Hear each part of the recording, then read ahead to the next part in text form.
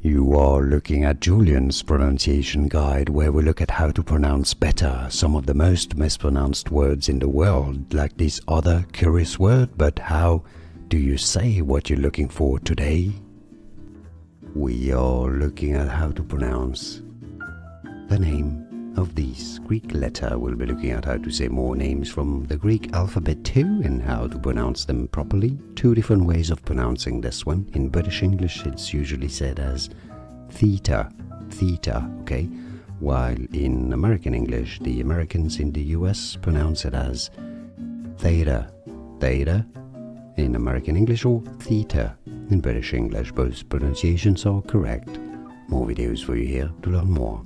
Thanks for watching. Here are more videos on how to pronounce more confusing words and names too many mispronounced. Like this video if you found it useful. I appreciate your support. I'll see you soon, and thanks for watching.